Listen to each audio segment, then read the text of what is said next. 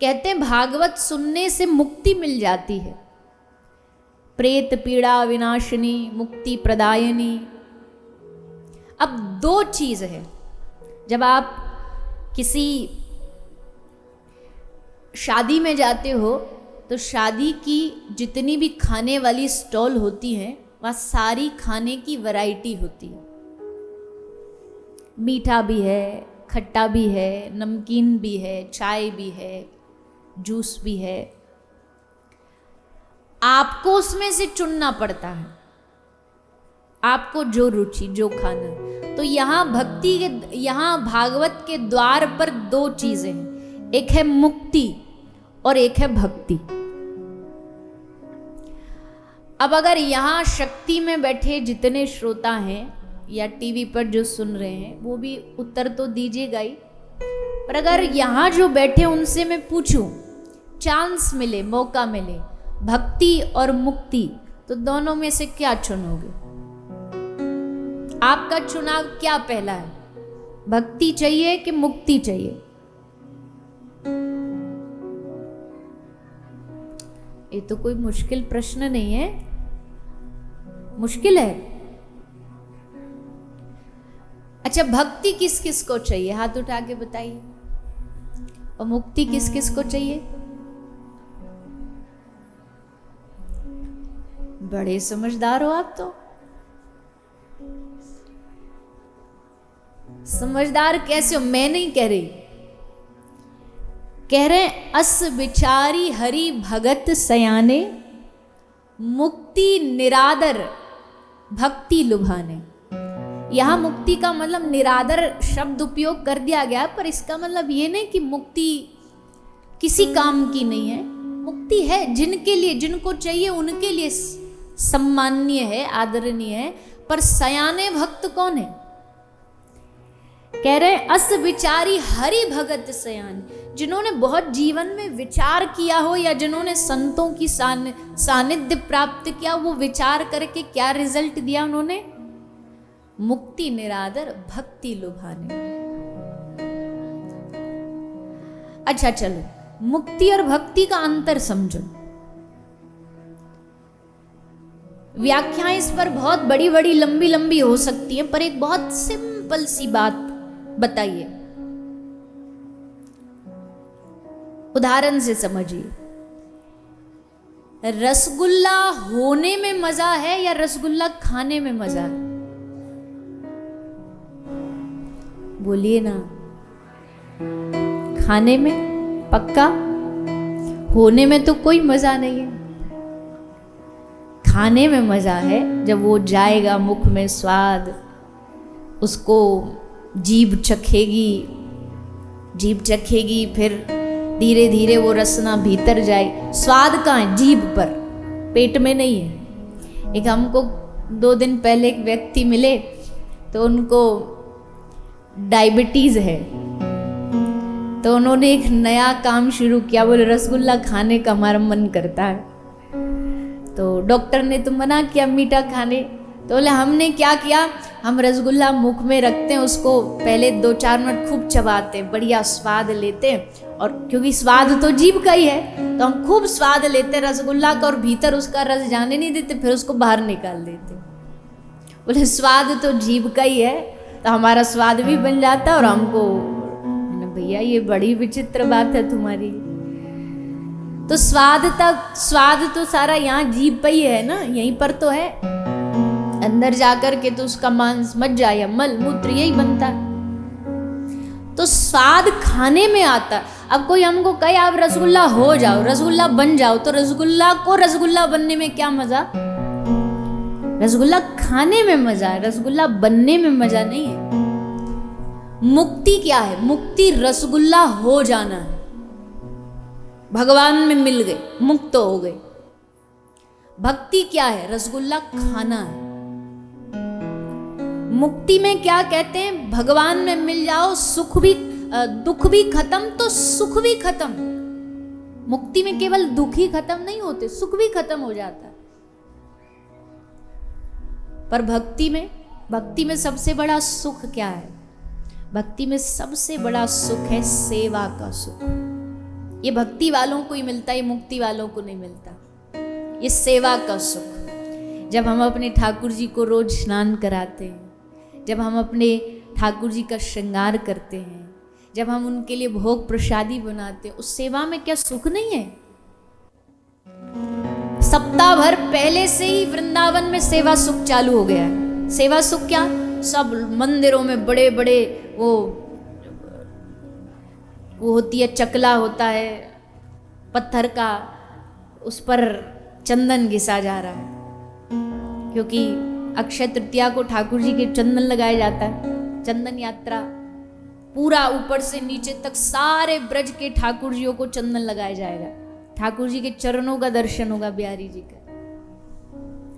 तो अभी से उत्सव चल रहा है, जैसे कोई पहले से ही शादी वाले घर में माहौल चलता है ना, पूरे ब्रज में ऐसी चंदन यात्रा के लिए रोज सुबह से शाम तक भक्तजन चंदन घिसते हैं, और तब जाके वो सुगंधी वाला बाजार वाला चंदन नहीं लगता ठाकुर जी, घस घस करके जो धीरे धीरे धीरे धीरे सप्ताह भर निकालेंगे, और फिर जो चंदन निकलेगा उसकी सुगंध, उसकी खुशबू, साल साल भर तक वो चंदन लोग घर में प्रसादी के रूप में रखते और महकता रहता। उसमें थोड़ा इत्र डाल देते हैं, राधा रमन जी का उससे लेप होता है, क्योंकि गर्मी इतनी पड़ रही, ठाकुर जी को थोड़ी ठंडक चाहिए।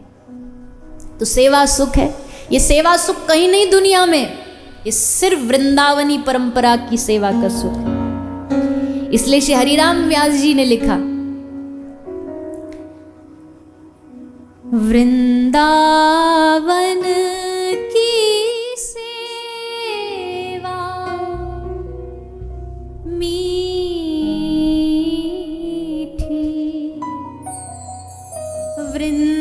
वृंदावन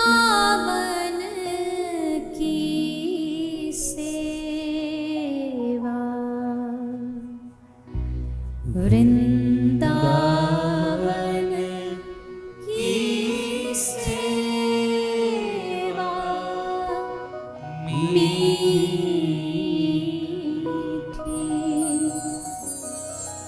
वृंदावन की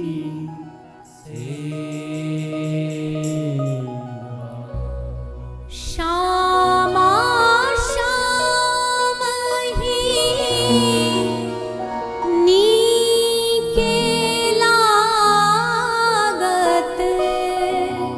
श्यामा श्याम ही नीके लागत, जो बालक ही कलेवा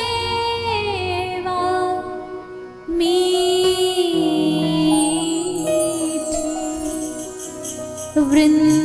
वृंदावन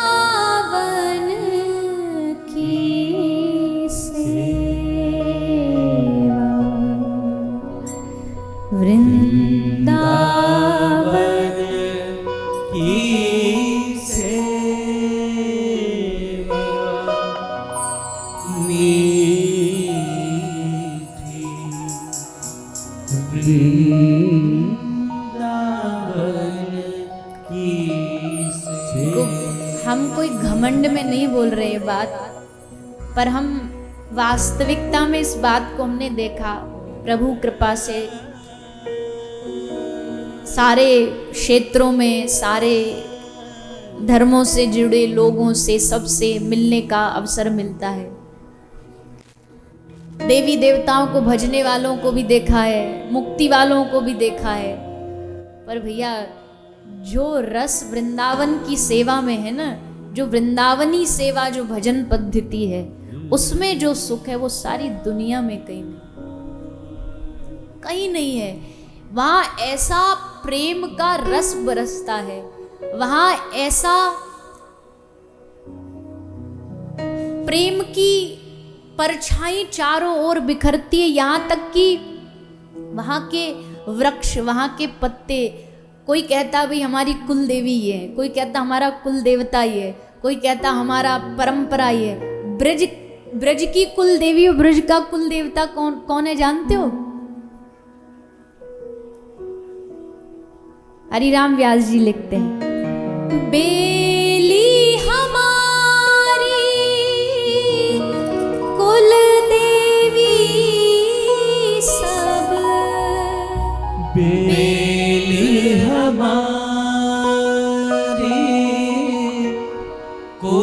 देवी सब बेली हमारी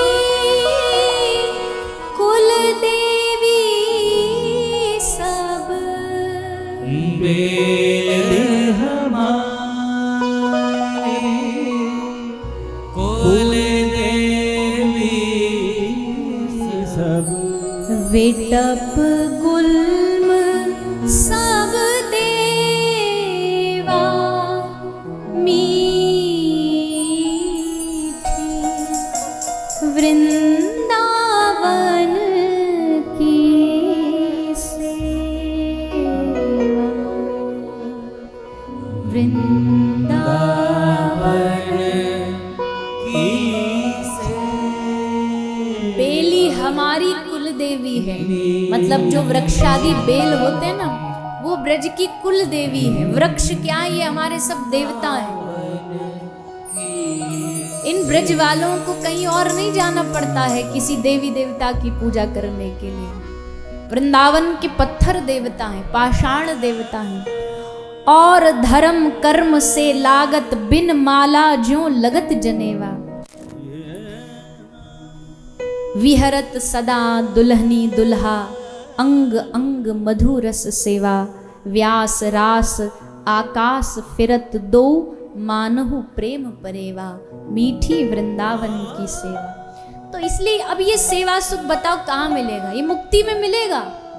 मुक्त हो गए, भगवान बन गए, अहम ब्रह्मास्मि हो गए मुक्त। देखो भैया, हमको कोई गलत नहीं लेना, हमने पहले ही कह दिया सारी वैरायटी है, जिसको जो भाती, मुक्ति जिसको भाती है उसको वो बढ़िया है।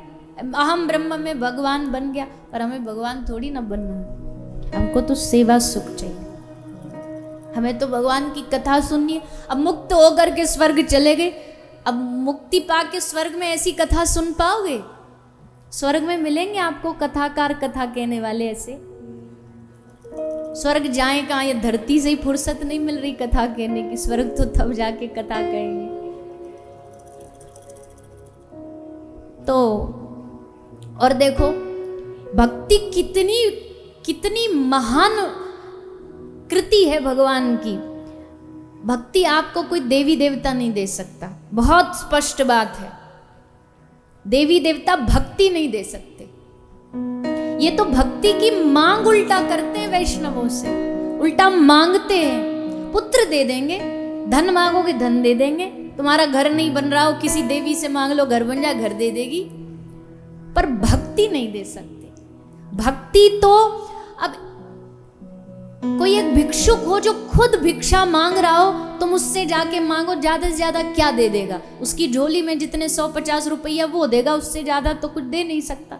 देवी देवताओं के पास पुण्य बहुत है, वो ही दे सकते, मनोकामना पूरी कर सकते हैं, पर भक्ति नहीं दे। भक्ति तो श्री ठाकुर जी के रंग में डूबा कोई सच्चा संत महापुरुष ही कृपा करके हमें भक्ति देता है। संतों की कृपा से भक्ति मिलती है, वैष्णवों की कृपा से भक्ति मिलती है।